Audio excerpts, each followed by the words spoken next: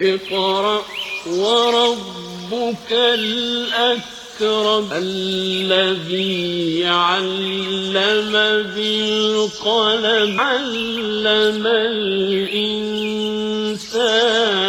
ما لم يعلم. منگلور ایئرپورٹ میں ایک اور گولڈ اسمگلنگ کا معاملہ سامنے آیا. 2 مسافروں سے سونا اور غیر ملکی کرنسی ضبط.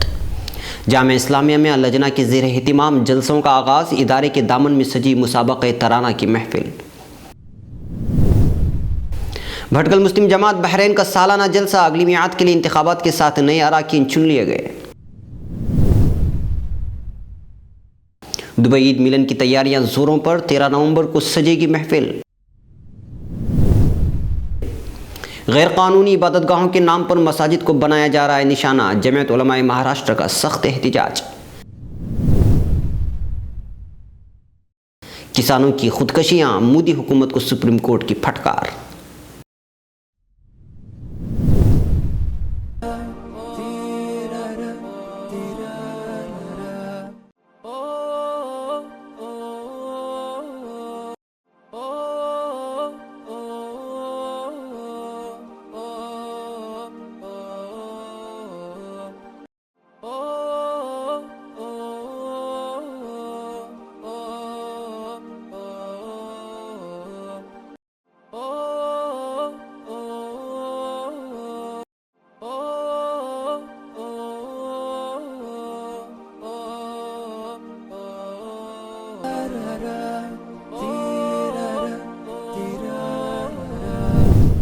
ناظرین اب خبریں تفصیل سے. منگلور ایئرپورٹ میں گولڈ اور غیر ملکی کرنسی اسمگل کرنے کی واردات. ایک اور واردات سامنے آئی ہے. اطلاع کے مطابق دبئی سے لوٹ رہے ایک مسافر سے کسٹم افسران نے 0.90 کلو گولڈ جس کی جملہ مالیت 23.5 لاکھ بتائی جا رہی ہے ضبط کر لیا ہے.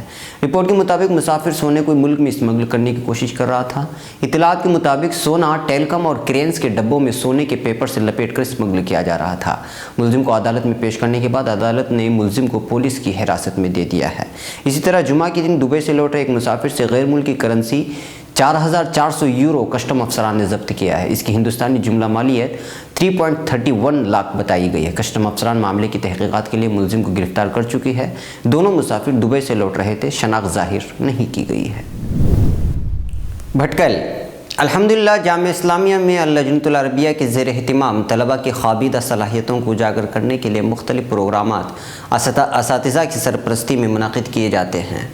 اس ہفتے بتاریخ 15 محرم الحرام 1437 ہجری مطابق 28 اکتوبر 2015 بروز بدھ بعد نماز عشاء ٹھیک 9:15 بجے دارالعلوم کے کھلے میدان میں ایک پروگرام بعنوان مسابقہ ترانہ منعقد کیا گیا. واضح ہے کہ مسابقہ جامعہ اسلامیہ کے عالیہ جملہ درجات کے طلباء کے مابین منعقد ہوا تھا. ہر درجے سے کچھ طلباء نے نمائندگی کی تھی. ترانے لکھے جانے کا مقصد ذکر کرتے ہوئے منہاج علی باپو نے کہا کہ ترانے اس وجہ سے پڑھے جاتے ہیں کہ امت کے اندر ایک نیا جذبہ و ولولہ پیدا ہو, قوم کے پسماندہ و پسماندہ لوگوں میں بیداری پیدا ہو. ترانے کے سوز و ساز سے باطل کا زور غبار کی طرح چھٹتا اور دین کا اور حق کا سورج پھر ایک مرتبہ دمکنے کا یقین ملتا ہوا محسوس ہوتا ہے. اور اس کا ایک مقصد یہ بھی ہے کہ اسلامی تعلیمات اور اپنی فکر صحیح سے لوگوں کو واقف کرایا جائے. ترانہ تہذیب کا آئینہ دار ہوا کرتا ہے اور وہ مدارس و مراکز کے اغراض کی ترجمانی کیا کرتا ہے. جب کبھی اداروں اور تحریکوں کا کارکنوں میں خمود و افسردگی چھا جاتی ہے تو یہ ترانے ان میں ایک نئے شوق و لگن کی روح پھونک دیتے ہیں. جامعہ اسلامیہ کے محترم مولانا عبدالباری ندوی نے صدارت خطاب میں اشعار کی اہمیت پر روشنی ڈالتے ہوئے فرمایا کہ ہمیں اشعار زبانی یاد ہونی چاہیے تاکہ موقع و محل پر اس کا استعمال کر سکے. نیز یہ بھی فرمایا کہ بسا اوقات ایک شعر پوری تقریر پر بھاری ہو جاتا ہے. ناظم جامعہ و اساتذہ جامعہ کی بڑی تعداد طلباء کی ہمت افزائی کے لیے جلسے میں شریک رہی. حکم کے فرائض جناب مولانا شاہین قمر صاحب ندوی اور جناب مولانا رحمۃ اللہ صاحب ندوی نے انجام دیے. آخر میں جنرل سیکریٹری اللجنہ العربیہ محمد مستفیض کارلی نے نتائج کا اعلان کیا جو اس طرح سے ہیں. اول عالیہ ثانیہ الف آؤ دنیا کو بتلائیں ہم ایک زندہ قوم ہیں. دوم عالیہ ثالثہ الف چین و عرب ہمارا ہندوستان ہمارا. سوم عالیہ اولا با اے میرے دین کے پاس بانو اٹھو اس نظام بدی سے بغاوت کریں. بھٹکل مسلم جماعت بحرین کا سالانہ جلسہ بہت خوبصورتی کے ساتھ بابا سعید نامی تفریحی مقام پر منعقد کیا گیا تھا۔ جماعت کے تمام ممبران اس جلسے میں حاضر رہے اور اسی جلسے میں انتخابی مہم کے ذریعے 12 اراکین کو انتظامیہ کے لیے چنا گیا۔ جماعت کے رکن جناب محمد سعود صدیقانی نے آیتی کلام پیش کیا جس کو لوگوں نے بہت سراہا۔ جلسے کا آغاز مولوی محمد اظہر الدین ارمار ندوی کی تلاوت قرآن پاک سے ہوا۔ اس کے بعد مولوی عبدالرزاق خلیفہ ندوی نے حدیث اور اس کا ترجمہ بہت اچھے انداز میں لوگوں کے سامنے رکھا۔ جلسے کی صدارت جناب الطاف مصباح صاحب فرما رہے تھے۔ الیکشن کمشنر جناب باشا قاسم جی نے انتخابات کے شرائط بتاتے ہوئے لوگوں سے درخواست کی کہ وہ انتظامیہ کے لیے بہترین فعال اور جماعت سے محبت رکھنے والے اراکین کا انتخاب کریں۔ بعد ازاں جماعت کے جنرل سیکرٹری جناب سید طارق صاحب نے جماعت کی سالانہ رودات پیش کیا۔ سالانہ رودات کے بعد عام ممبران کو سوالات و جوابات کا بھی موقع دیا گیا جس میں بہت سارے اراکین نے سوال پوچھ کر اپنے شک و شبہات کو دور کیا۔ سوالات و جوابات کے وقفے کے بعد جماعت کے صدر جناب الطاف مصباح اپنی صدارتی خطاب میں لوگوں کو اہل بھٹکل کی اجتماعیت پسندی کی مثال دیتے ہوئے ہمارے اسلام کے طریقے کو مضبوط اور مستحکم بنانے کی اپیل کی کہ اور ممبران کو آپس میں اتحاد رکھتے ہوئے جماعت سے جڑے رہنے کی درخواست کی۔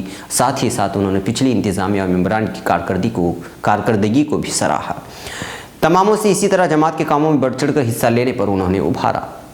صدارت خطبے کے بعد انتخابی مہم کے مطابق تمام ممبران میں انتخابی پرچی بانٹی گئی جس میں کل 17 امیدواروں میں سے 12 امیدواروں کو چننے کی ہدایت کی گئی۔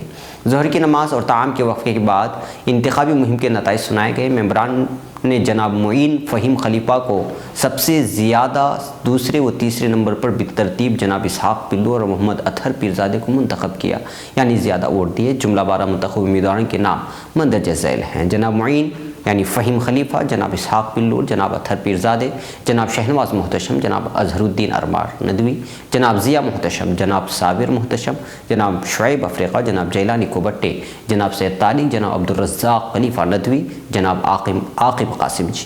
جلسے کی نظامت جناب عبدالرزاق ندوی نے کی اور دعائے کلمات کے ساتھ رات قریب 11 بجے جلسہ اپنے اختتام کو پہنچا۔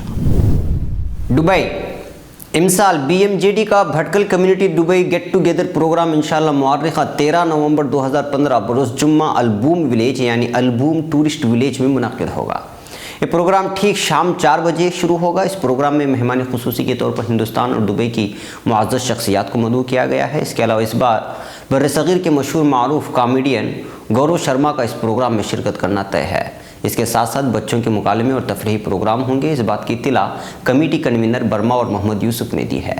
سابقہ سالوں کی طرح امسال بھی BMJD کی طرف سے پرسنالٹی ایوارڈ جماعت کی معزز شخصیت کو دیا جائے گا۔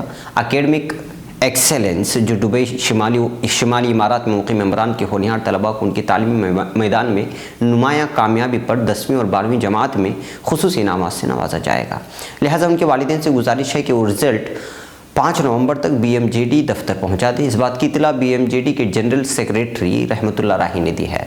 مؤرخہ 30 اکتوبر 2015 بروز جمعہ سے داخلہ ٹکٹیں دستیاب ہوں گی اور ٹکٹ ملنے کی آخری تاریخ 10 نومبر 2015 بروز منگل ہوگی۔ اولین فرصت میں ٹکٹ حاصل کر کے اپنی شرکت کو یقینی بنانے کی اپیل کی گئی ہے۔ ٹکٹ حاصل کرنے کے لیے رابطہ قائم کر سکتے ہیں۔ الراس BMJD دفتر محمد نیر قمر 05550555436 یا 05050555436۔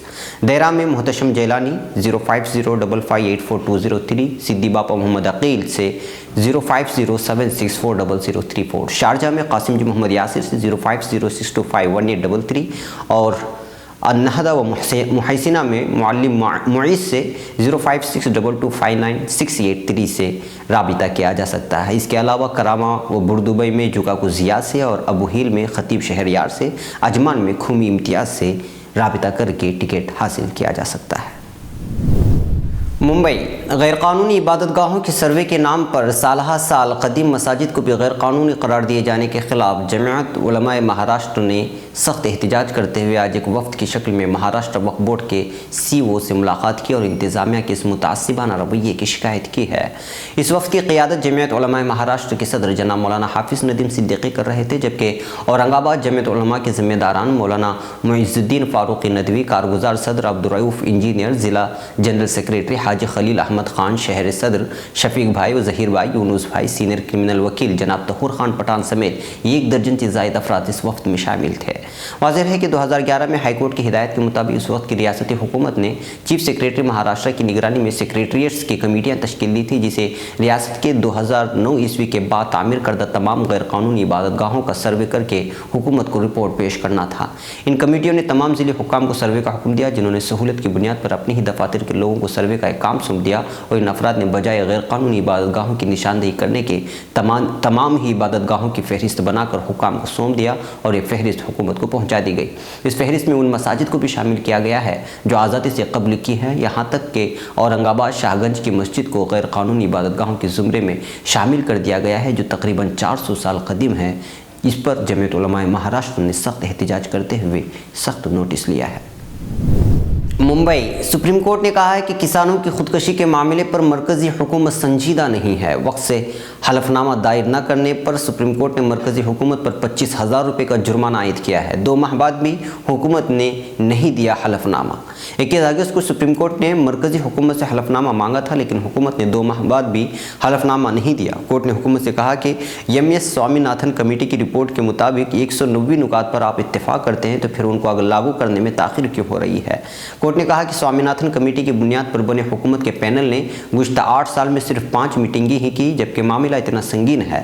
کورٹ نے 4 ہفتے کا وقت دیا۔ کورٹ نے حکومت سے اب 4 ہفتے میں حلف نامہ داخل کرنے کو کہا ہے۔ NCRB national crime record bureau کے اعداد و شمار کے مطابق 2014 میں 6,000 سے زیادہ کسانوں نے خودکشی کی تھی۔